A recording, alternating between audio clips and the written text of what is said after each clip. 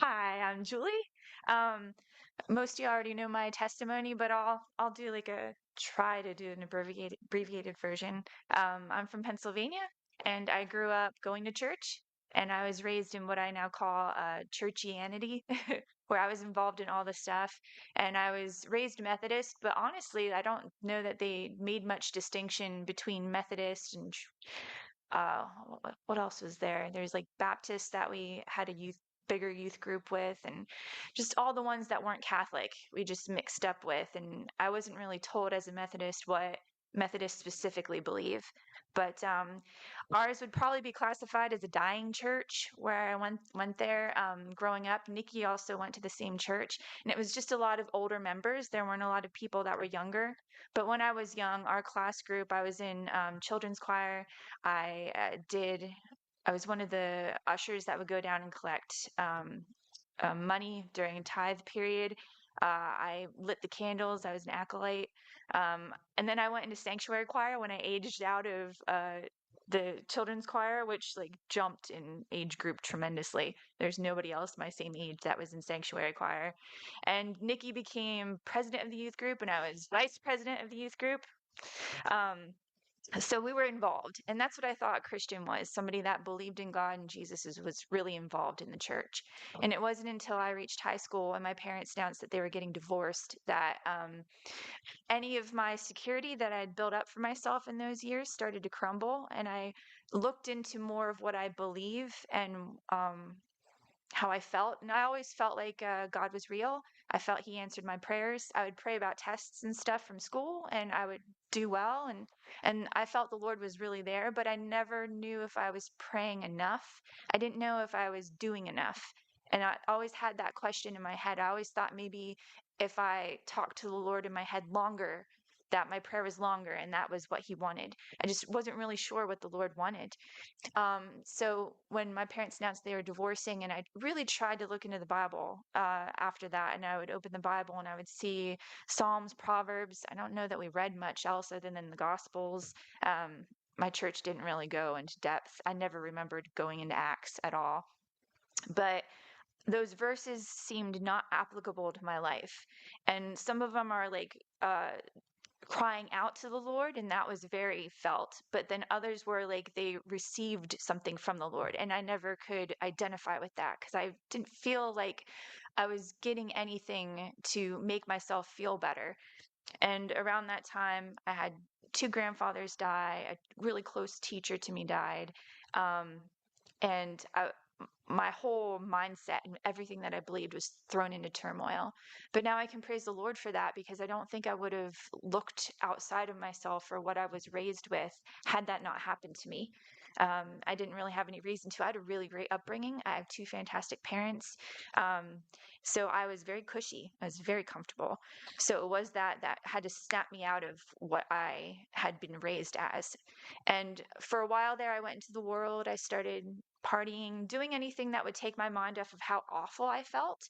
But after a whole high school experience of doing that and being really burnout, um, I graduated and decided like I don't need any more stressors in my life. So I took a year off before I went to college. And that was when Nikki called me up and asked me what I needed to do to be saved. And that phone call will forever stick in my mind because I had no idea what she was talking about. And I'm sure she was saying something about the gospel at that point. But when Nikki had ideas when we were kids, I would just let her run with it. And she'd talk, and I'd see like what was going on. And then I'd decide later if I wanted to like venture into what she was doing or not. But she was always like the leader out of us. And I saw what she did, and she invited a random pastor over from California into her grandparents' house, and her whole family was up in arms. And we sat down, and it was Pastor Dave. He opened his Bible, and really, he just read right from the Bible. And how Nikki and I were raised, we believed the Bible. We didn't really have any reason not to, and we knew all the Old Testament stories. So when he read Acts, and my church had never really opened the Bible to the word, to the gospel or the book of Acts, I was like really floored by what he was reading in Acts 2. And I remember thinking, like, I've never had that experience. I've never spoken in tongues. And all of a sudden, everything made sense that my whole upbringing, it might have given me a foundation of what God was about, but I had never experienced the actual power. So it took me a whole summer, a whole 3 months of bashing it around in my head and asking my family and my boyfriend at the time probing questions like, what do you think about this? Or what do you think about this? But in the end, I had to do it for myself. And it was that summer where I was shaping up to head out to college. I had had the whole year off. And it was Nikki and Chris had gotten spirit filled in July of that summer. And they came back and they were different because before they left, they were bickering all the time and they had been dating. They started dating in high school, but they were just really at each other's throat. And I didn't like Chris. He was the third wheel, in my opinion. But when they came back, they were more respectful towards one another. And I already had been convinced by reading Acts. Like I knew that that was it, but that was just further proof to me. So when Pastor Dave flew back out to check on them and see how they were doing, he, as a joke, asked me if I had brought my bathing suit, right, to get baptized because I didn't get baptized with them because I knew I wanted to think about it. And I said, no, but I can go get it. So I went and got my bathing suit and I got baptized in the hotel pool. I even had a Superman shirt on. It's kind of funny. And I came up out of the water and I didn't receive then. We prayed in their hotel room afterwards, but I mean, Methodists are really kind of cold up northeast anyway. Like we're just very rigid with our method, I guess, whatever method that is nowadays. So I felt uncomfortable having hands put on me. It was very out of my comfort zone. And I think maybe that kind of psyched me out, or I don't know for sure, but the Lord has the perfect timing. So the next day when I moved everything out to college, my boyfriend's there, my mom, and forget who else was there, but they were helping me move stuff in. I was supposed to have a roommate. The Lord made it so I didn't. And after I got everything situated, a entirely new place, had no idea what was going on, and I was a little bit scared to enter into my next stage of life. Um, I was able to get down on my knees and pray, and like after a few seconds, I immediately received. And the thing that happened immediately when I received is I had this huge weight lifted off of my shoulders. And I knew the Lord healed my depression that I had been suffering from for at least 4 years.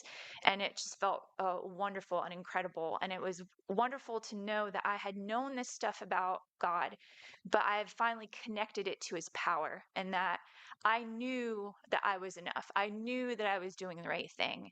And that's an assurance I never had before. So that was, it'll be 23 years ago in August. So it's been quite a while, and I know a lot of you have known me for that long and in the Lord that long. Um, but a recent testimony. So the Lord's mostly done a lot of things for me, like John Lawson used to say, between the 2 ears. So I've had a lot of those healings in my walk, and I haven't been gifted of all the things that I've been given from the Lord. I haven't been gifted with a good mental health bill of health. So I've had to deal with a lot of those things back and forth. And the Lord's healed me from postpartum depression, from regular bland depression, from all different kinds of depressions at different times. And recently I broke my foot, I think most of you know, and it was 4 weeks ago. And I've always had this thing where I'm kind of prone to passing out. I got a shot when I was 17, I think, and I had to get it before I was heading off to college. And I don't know if I was spirit filled at that time or not, but I remember distinctly like getting the shot. And this is the first time I remember it happening. The nurse walked away and it was like a minute or so, and then I went clunk and I passed out. My head was like I was in a little cubicle, and then I came to and I was just really confused. And so ever since then, I've had this thing where I pass out kind of easily with shots, right? Or like you hit your elbow and things go dim and you pass out. So like those kinds of scenarios is when I pass out. And I've had the Lord help me with that. I know in 2020 I went in to get the COVID shot, and it was like this big arena, and I knew I passed out with every single shot. It's like almost unavoidable, but the Lord kept me and I did not pass out for that one. And it's great because it's really embarrassing when I come to, I don't know where I am. It's like I'm trying to break through the surface, like I'm drowning and I'm coming to the surface, and everything's so confusing. So it takes me like a few seconds to get a hold of where I am. And sometimes when I come to, I get really emotional and I cry. So I don't want to do that in front of like a lot of people, and there were a lot of people there. It's so embarrassing. But recently with my foot break, I guess I have now this passing out thing with a break as well, where I get kind of queasy and then it gets dark. So I went to the orthopedic place, and the guy cleared me for walking. Now this is a few weeks ago, 2 weeks ago. He cleared me to put weight on my foot again. And I was like, okay, so I'd been raising it up and not using it all because, I don't know how to heel breaks. I haven't had many in my foot. And so the next day I'm like, okay, he said I can put weight on my foot. So I was walking up the stairs and I was being really careful, and I was one foot, other foot. It didn't hurt. I got to the top of the stairs. I'm actually on crutches too at this time. I'm just being really cautious using the crutches with the 2 feet. I get up, I close the door for at the top of the stairs, and all of a sudden everything's like swirly. I get that little tingly feeling, get a little nauseous, and stuff's starting to go dark, and I'm on crutches at the top of the stairs. So the first blessing is that I closed the door to the stairs. And then the second blessing was I went completely dark. It went totally black. I was standing up, but I didn't completely pass out. And then it went from black back up to like gradient, and then I could see again, and I'm like, oh, and I'm still on my feet and I didn't fall down yet. And I'm like, I need to book it over to somewhere. And I'm like few like a yards away from where my bed is. And so I was like turning and trying to make it to the bed. And I went into the threshold, like right through the doorway of where my bedroom was. And I guess I didn't make it because that's when I woke up on my back. But the Lord has like stopped me from passing out. And before that, if it ever got to the point where it got black, I was out. There's no way to bring it back. But the Lord kept me from falling where I was before. I fell like at the end there, but since then also I've had instances where it's gotten dark, and I guess it's just a break. I don't know. It's the Michael looked it up the other day. It's like a vagus nerve reaction or something. I guess I'm prone to passing out now, and that's wonderful. But the Lord has kept me from completely passing out, whereas before it was like a foregone conclusion. As soon as it gets dark, I'm out. But so the Lord's kept me from having more injuries. So praise the Lord for that.